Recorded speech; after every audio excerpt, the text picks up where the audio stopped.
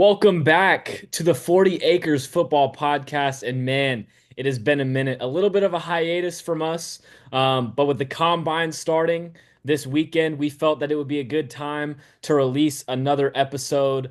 And there's a good amount to talk about. There's been some Texas football headlines, some decisions have been made, some hirings have been made. So there's a little bit to talk about. I think what we're going to kick it off with is the hiring of Dwayne Aquina, a former Longhorn, makes his way back to the 40 acres.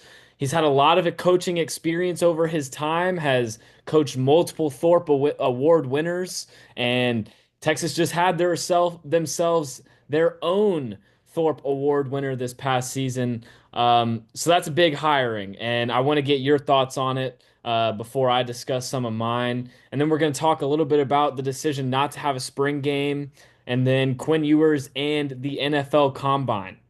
So let's kick it off with the Aquina hiring. Do y'all have any big thoughts on it? Big takeaways? Any outlook on how you think this is going to play out?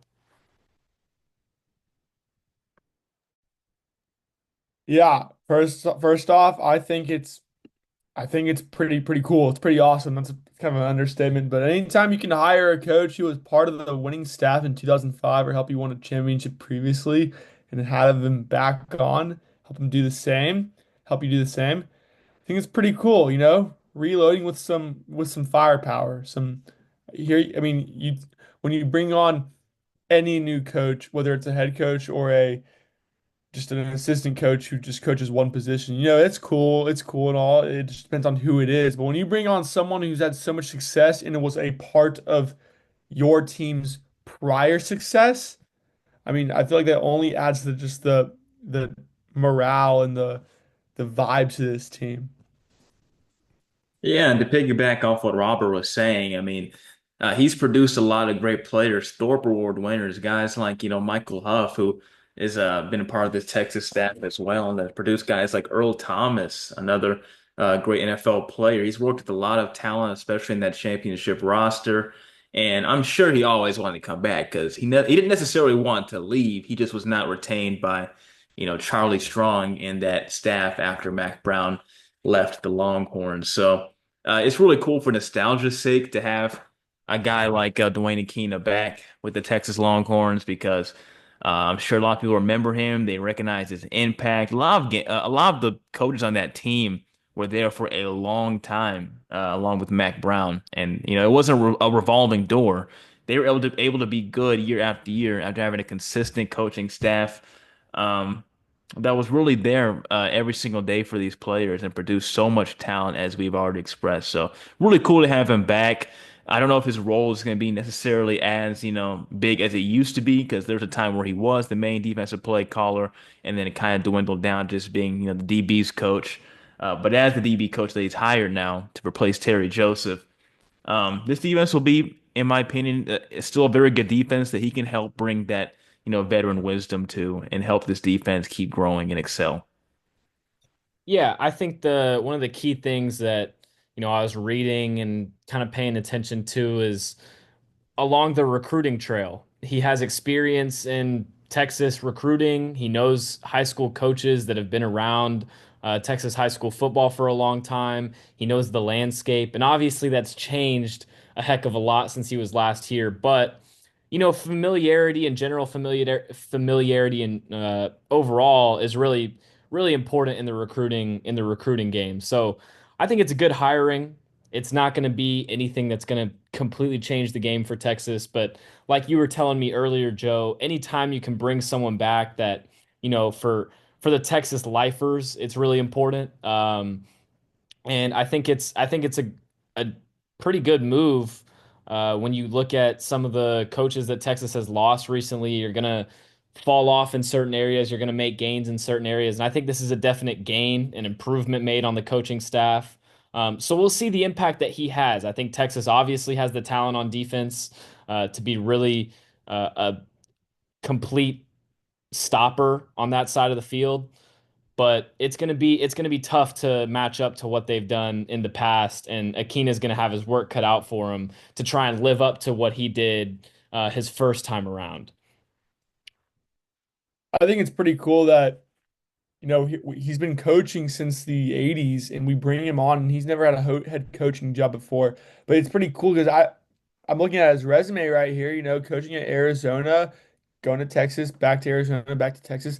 I don't think this is a coach who wants to have a head coaching job. And so whenever you have that, you don't have to worry about him getting so much success and then leaving for a better job somewhere. I think this guy's like a Coach PK, He he may have not have said this vocally, but this is somewhere he just wants someone who just wants to work at his position. He doesn't want to go get a coaching job somewhere. And so you don't have to go worry about losing him, but you're adding him on for the success that you want to gain. You're not adding him on with the fear that he's going to go leave for a head coaching gig somewhere else years later. I mean, he's been coaching for about 40 years now. I mean, if you need anybody to know how much they've impacted his life, just look at Michael Huff, and he's already had a few posts just being happy about his return. And Dwayne Aquino, who was at Arizona, was a vital part of that team as well.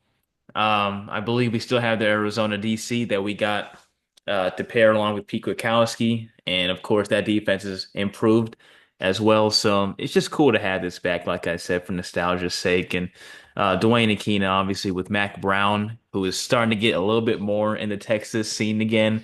He's come to a few basketball games since he was now no longer brought back as North Carolina Tar Heels head coach.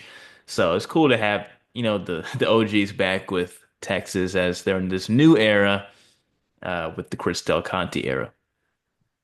And I know Texas fans are excited to see Akina's defense and those DBs in action, but they're going to have to wait a little longer to get their first taste of Texas football because the announcement was made that there will not be an orange and white spring game for the Longhorns this season. I know personally I'm disappointed as a senior at the school because I won't get any inkling of what Texas is going to look like in person. I won't get that last taste of Texas football, but I do think it's the right decision from a coaching standpoint. They've played a ton of games over the last 2 years. You've been in conference championship games. You've played in the college football playoff. And with the new expanded playoff, you've played even more games. And that was Steve Sarkisian's reasoning. And I do agree with that. I think it's smart. However, I'm a little disappointed. There's also going to be what Chris Del Conte announced will be some sort of fan fest open practice. But that's what we're hearing about the spring game right now. I think it's a good decision from the football standpoint. It sucks for the students. What are y'all's thoughts on that? The game is changing. I mean, this is just a new addition to the new era of college football, where you're not going to see spring games. And those used to be the events that people would look forward to early on in the off season. And now just with fear of players getting hurt, fear of coaches giving up too many plays early on in the spring, they want to save for the real season. It's just the stakes are a lot higher now in a new age of college football. And, if part of me, on one hand, I'm like, okay, I agree with Coach Sark and his decision to do this, not have the spring game. It puts the team in a little bit of a better shape, more safe, secure shape for when they go in the first games of the season. But then on the other hand, I'm like, that's another part of college football tradition that we're missing out on. I mean, I grew we all grew up in an era of college football where, not to say tradition and passion don't matter anymore. It absolutely does, but we grew up in a era where, the spring game, that's one of the biggest things that we would look forward to in the offseason. That was a big part of the spirit and tradition of college football, and now we're starting to see some of that die off. So it's a little sad, but I understand. Yeah, I mean, I thought it was going to be really just a Sark thing that he was doing, but like Robert was saying, it's a wave of teams that are not all just canceling, some are modifying it. I'm not gonna lie, I'm not a fan of it. I look at teams like the Alabamas, the Georgias, and they played a lot of games as well. Not saying like Sark can't be trying to rest his guys, but they've had great teams in the past that have played a lot of games and they've still, come out one day of the year playing a spring game.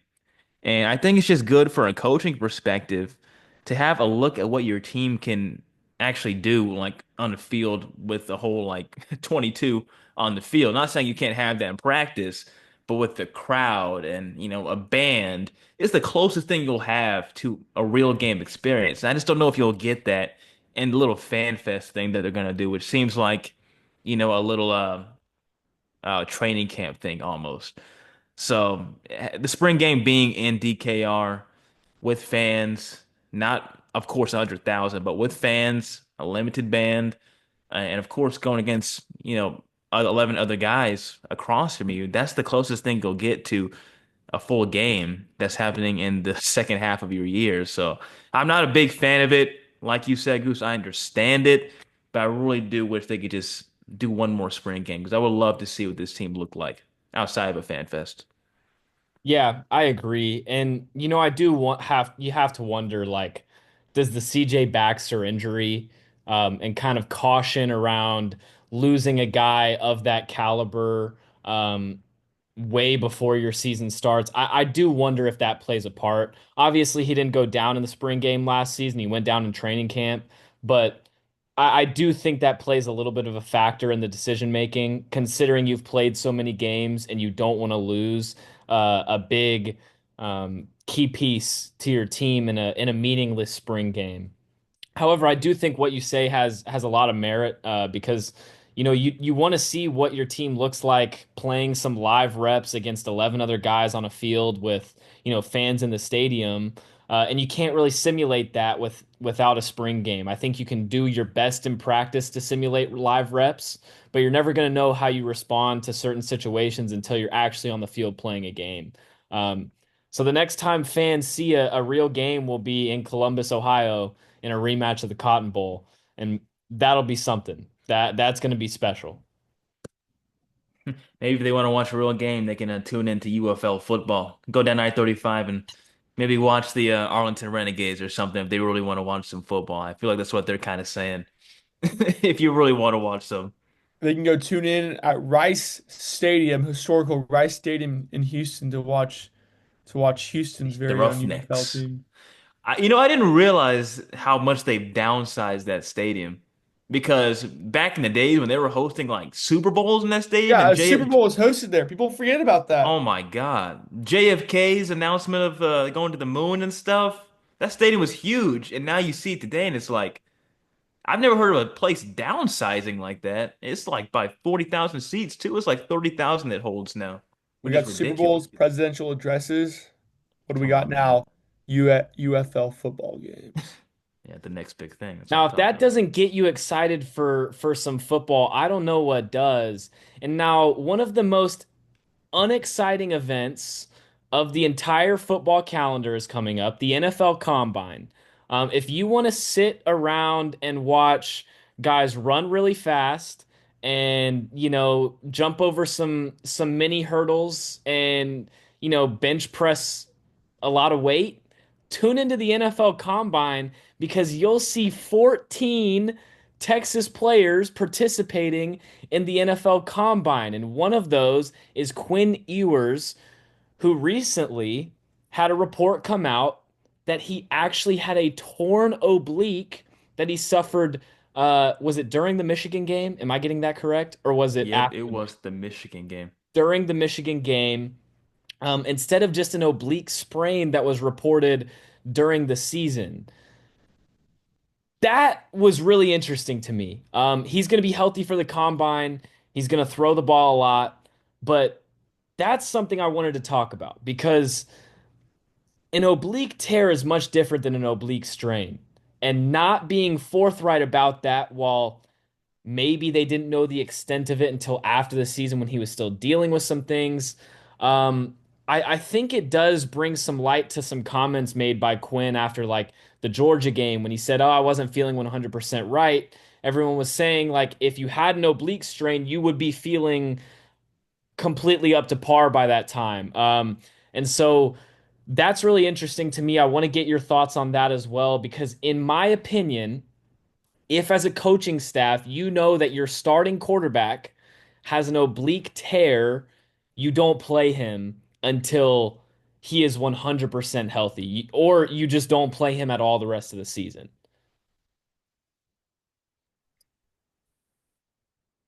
Yeah, I mean, I think it's interesting. So yes or no? So what you're saying, Goose, is now in retrospect, we all the severity of the injury is a lot different than what we thought it was.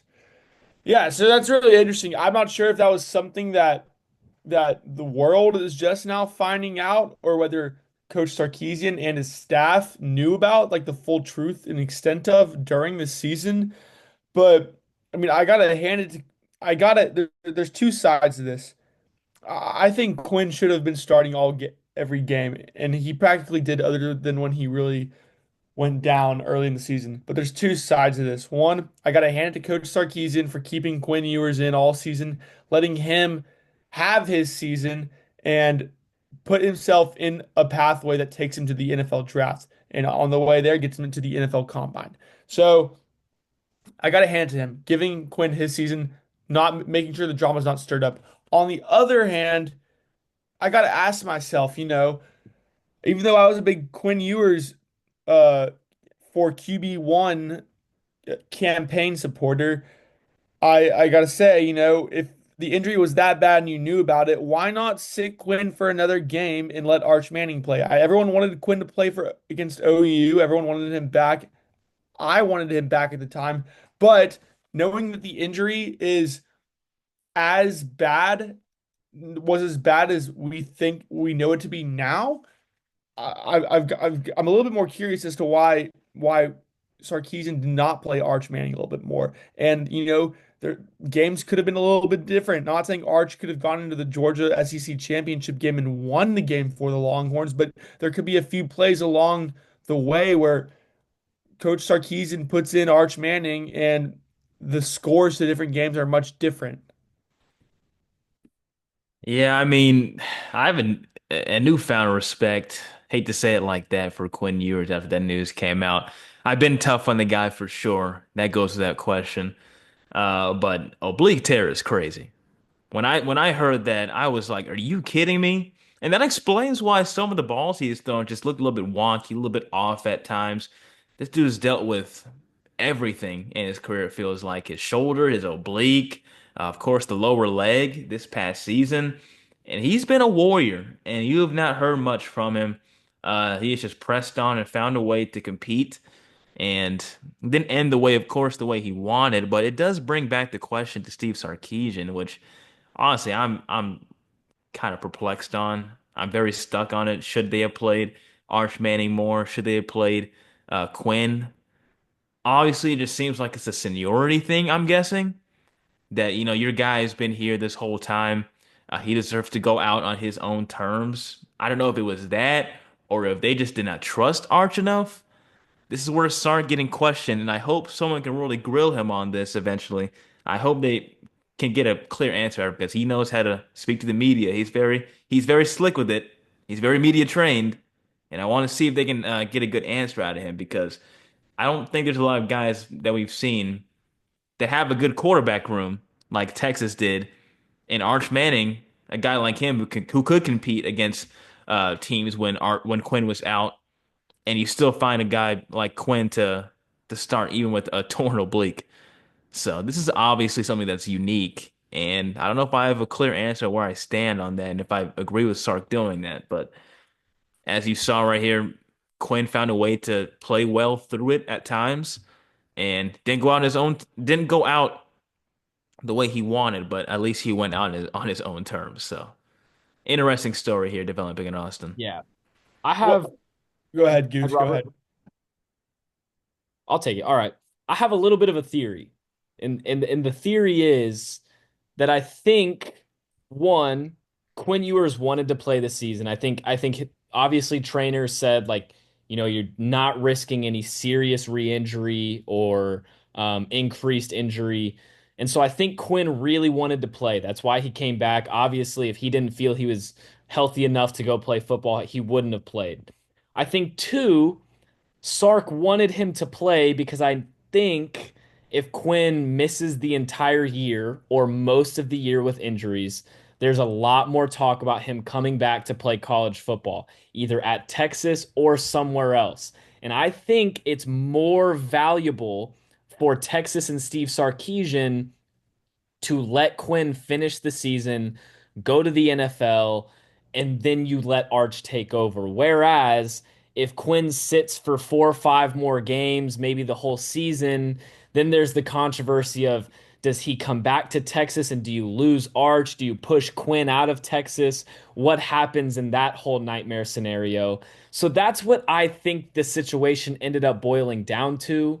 That's kind of how I see that whole thing playing out because I don't think if Quinn was too injured to play high level football, that Sark would have let him out there on the field.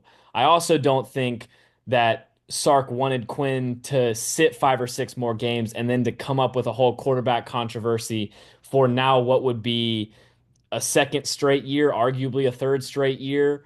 So that's my theory on it. Don't know if it has any merit, but I think that's probably what some of the conversations looked like behind the scenes. No, yeah, and to your point, you talk about wanting Quinn Ewers to avoid drama and find his way to the league, not wanting to miss a few games because if he misses a few more games, there's like you said, Justin, there's more talk about him staying another year in college football and most likely having to transfer. One thing about this, whether or not Arch lives up to the hype or doesn't this upcoming season, this has nothing to do with it. I'm just talking about the era where Quinn and Arch were on the team together. I think it is safe to say that since Quinn Ewers is gone now, Texas officially escaped the quarterback drama between Arch and Quinn. There was never, other than that Georgia game for like 1 or 2 drives, there was never really a moment where Quinn, other than being hurt, there was never really a moment where Quinn actually got benched for Arch Manning. There were times where he could have been benched, but now that Quinn is gone, I think there was so much drama going on. Texas officially escaped that drama. Now, what I'll say here real quick is besides Quinn and Arch, and I'm going to assume Arch plays well as a Texas Longhorn starting quarterback, but besides Quinn and Arch, what other back-to-back quarterbacks at one university can you think of where it worked out for both of them? They escaped the drama and it both worked out. I I know your mind may quickly go to Jalen Milroe and or I'm sorry, Jalen Hurts and Tua Tagovailoa, but it didn't really work out. I mean Hurts had to go transfer to Oklahoma. So in what scenario did a back-to-back quarterback besides Quinn and Arch at one university did that work out? Yeah, I can't think Think of of one. Um, I can't think of really that many universities where you go from a quarterback of Quinn's caliber to a quarterback of Arch's caliber. Justin Fields and CJ Stroud. Did someone go in between them? Yeah, that definitely comes to mind, but I don't think there was ever controversy with those Yeah, two they guys. kind of just want him out of there. Justin Fields. Yeah, I But mean, I it's think I think like go go ahead, ahead. Joe. Go ahead. I just think it's interesting because when he pointed that theory, Goose, I wonder like if he described it to Quinn, if it were true, would he be upfront about it? Like, you have money on the table if you want to go to the NFL. If you want to go to the NFL, you might as well just try to play this season well and with the best talent that we'll have in maybe the next few years try to have Matthew Golden, try to have this receiving core that we tried to replace, play through it, maybe go to the NFL on a high note? Or was it like you were saying, Arch is behind you, man, and we're not trying to deal with this next year. You better play or you're going to be out of here. That's a tough question. I honestly think that's very reasonable to think if you want to call it a theory. But when you have a guy like Arch behind you, who is like the wonderkind of college football, obviously has been hyped, going to one of the richest schools in the nation. Obviously, football royalty and the football program has really been growing. And you have a guy like him, I'm pretty sure Quinn was feeling that pressure, and he said, "I'm going to play through it." And also, I don't know if you remember before the Texas A&M game. He always says when questioning about playing people through injury, like it's never a forceful thing. If we didn't believe he could play, basically he was saying, then we wouldn't play him. So when he had that ankle injury and stuff, I guess it's the same thing with this oblique tear. If we didn't believe he could play, we wouldn't play him. And I believe Sark is responsible enough to not be so ignorant of people's injuries and just force them to be on the field. Because in this day and age, you were getting trouble like big time for that, especially at an institution like Texas. So I guess it just boils down to Quinn showing that he could throw a football even with that oblique tear, and that they trusted him even with the doctor's orders. And I guess the rest is history. Yeah, and Quinn's they say he's fully healthy. I believe it was Tom Pelissero that broke the news originally that it was an oblique tear or during the Michigan game. Obviously, we found out after the season, but Quinn's going to be throwing at the combine, and I expect him to put up a really good performance if he's 100% healthy. I think he's going to show off that arm that everyone wanted to see. I think he's going to show off more of that athleticism that he has, that he wasn't able to showcase this season. We saw a lot more of it last year than we did this past season. But Texas has a bunch of other players participating in the combine as well, and I want to know what you guys expect them, who you guys expect the most from, and who has the most to prove. They can be the same answer, they can be different answers. But if y'all have any off the top of your head, I'd like to hear them because I know I have mine. I mean, I can go first or last, up to y'all. But I think there's a lot of different ways you could go here. I expect a lot out of Matthew Golden. I think he has the potential to be a first round draft pick. And I definitely think that he can live up to that hype. He can live up to the the amount of talent that he has to prove this weekend, and I think he will. So I expect to see a lot of out of him. What I One player who I think has a lot of weight on their shoulders, and I'm very interested in watching, is Jaden Blue. That's who actually my eyes are going to be on this weekend the most. I mean, the Texas running back this past season who had a lot of issues fumbling, and there was going to be a lot of talk of whether he's going to transfer or whether he's going to stay and maybe be running back number two next season. Him going to the draft was definitely not in the cards for a lot of us by the end of the season, but he did have a great end of the season. He had played a great game against Clemson. He played a great game against Ohio State. So he definitely chose to have his best moments of the season at the right times. But, I'm really interested in seeing how he's going to do. The 40-yard dash, the cut drills where they're making, shifts and cuts. I think that he has a lot to prove, and I think he can prove it. But I'm excited for him. I'm excited to watch him and see how he does. I'm almost kind of similar with that. I do believe Matthew Golden, who I think his stock, I don't know if you pay attention, is kind of rising. I do think people are seeing potential in him. So I'll go with Matthew Golden, who I think will do the best for representing the Texas Longhorns in the team record 14 players heading to the NFL Combine. That would sound insane about 6, 7 years ago. This team couldn't get a first rounder to save their lives. Hardly get a guy drafted.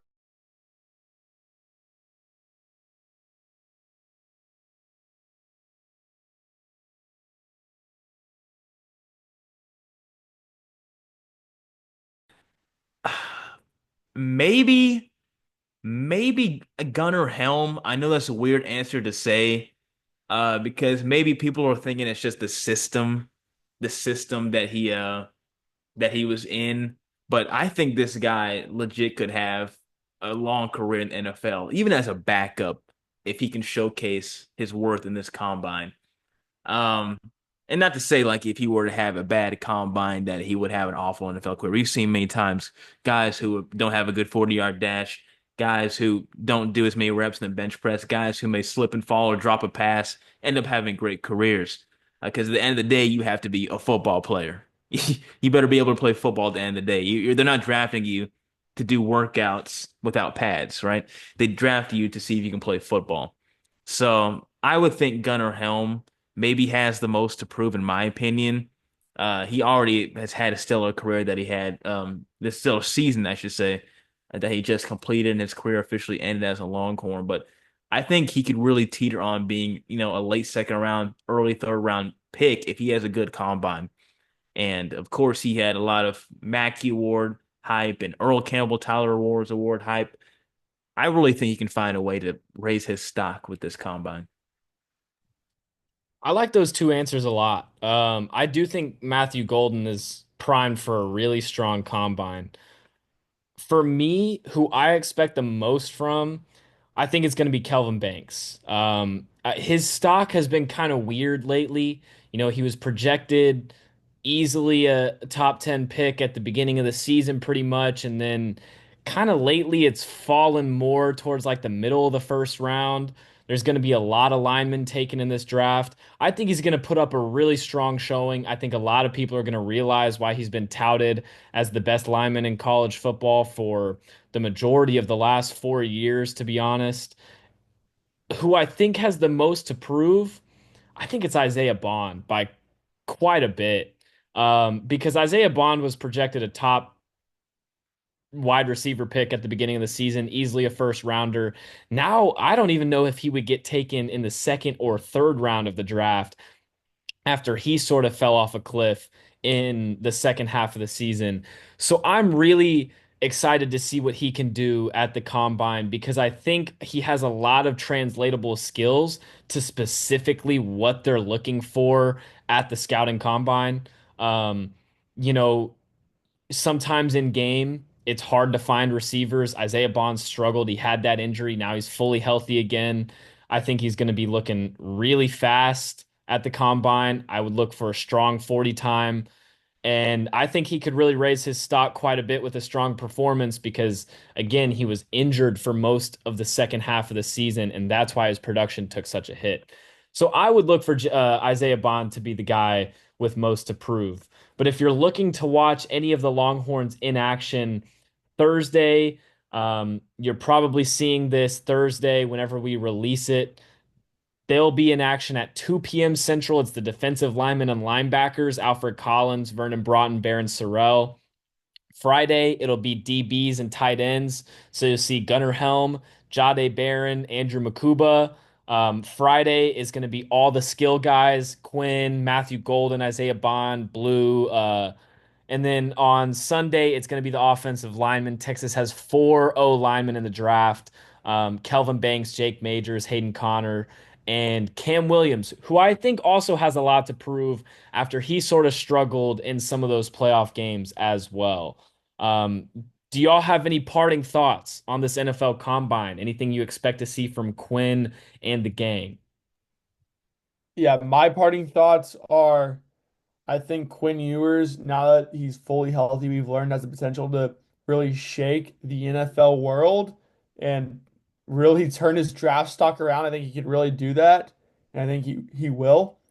And then two, I'm just really excited to see all these players. I've never really been so invested in the NFL Combine or the NFL Draft until about last season when Texas started pumping out so much talent to go to the league. I mean, I'm a big college and NFL fan, but Texas wasn't sending that many players in the decade where they were missing bowl games and losing to Kansas and going 8-5 every year. But when when Sark has turned this team around, I'm really invested in seeing the players that I love watching, compete to go to the NFL and make it to the NFL. So like last year, I'm pretty excited. I will actually I will tune in to a lot of these players playing. Yeah, I wish these guys the best because I sure did enjoy watching pretty much all of them, especially that O-line who was relatively healthy throughout this entire season. Really wonder what they're going to do next year because there's a lot of, pieces that they're missing that they will be missing next year. But they'll find a way to rebuild it. But Calvin Banks, I feel like I saw Jade Barron's first game like just yesterday, and now this guy is about to head to the league. It's just insane. What a career he's had. What an ascent he's also had. But Jay and Blue, you talk about heart, man. You talk about finding a way to make a way for yourself because having to deal with all the talent that he had ahead of him and still find a way to put up a really good season. Of course, people were very tough on him as well with the fumbling issue. but this dude is invited to a combine.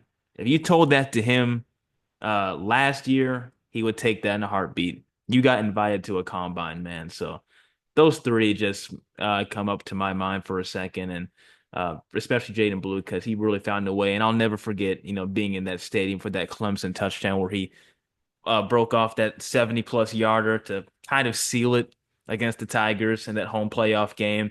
That's a memory that you carry for a lifetime. So enjoyed watching all these guys. 100%. And if you're looking for something Texas Longhorn to be proud about with the devastating basketball team that we have been watching on the men's side, the NFL Scouting Combine is the way to go. Starting Thursday, will end on Sunday. Again, 14 Texas players will be going at it, trying to improve their draft stock. One of the worst products on television, but I will definitely be tuning in to watch some of the Longhorns compete. That's going to do it for us here on the 40 Acres Football Podcast. Not sure when we'll be back again, but if there's any breaking Texas news, we will definitely hop on here and talk about it. As always, thanks for joining us. We'll see you next time.